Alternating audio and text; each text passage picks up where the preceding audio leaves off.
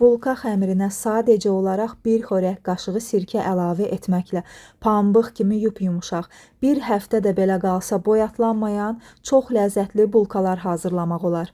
Bir qabın içərisinə ilıq süd, instant maya, şəkər tozu, biraz duz, duru yağ, bir paket vanil, bir paket qabartma və yumurtaları da əlavə edib yaxşı-yaxşı qarışdırırıq. Qabartma tozu xəmirin içində kiçik hava boşluqları yaradaraq onun pambıq kimi zərif və yüngül olmasını təmin edir. İndi isə unu bura hissə-hissə əlavə edib xəmir yoğururuq. Xəmir isə çox ələ yapışan alınmalıdır.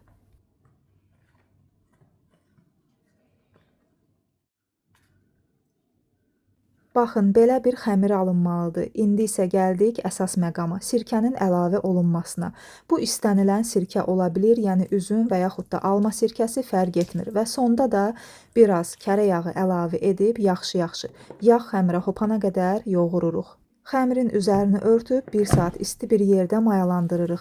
Baxın, xəmirimiz necə gözəl mayalanıb. Sirkənin, qabartma tozunun sayəsində belə bir gözəl xəmir əldə edəcəksiniz. Çox gözəl alınır, amma çox ələ yapışandır. Ona görə də əllərinizi və masanı da duru yağla yağlayıb xəmirimizi biraz masanın üzərində yoğururuq və bərabər kündələrə bölürük. Mən 13 ədəd kündəyə böldüm. Hər kündəni də 100 qramla götürmüşəm.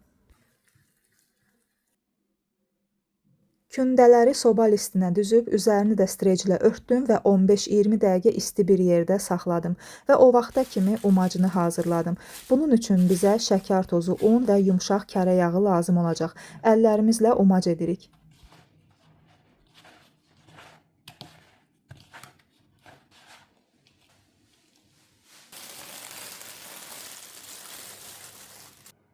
Yumurta sarısına biraz süd əlavə edib bulkaların üzərinə sürtdüm və bol-bol umac səpib əvvəlcədən 180 dərəcəli isidilmiş sobada 40-45 dəqiqə ərzində bişirdim.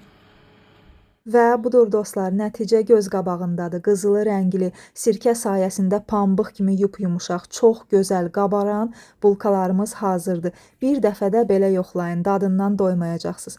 Bugünlük bu qədər dostlar. Məndən göstərmək, sizdən isə bişirmək. İzlədiyiniz üçün təşəkkür edirəm. Bəyəndinizsə abunə olmağı da unutmayın. Hələlik.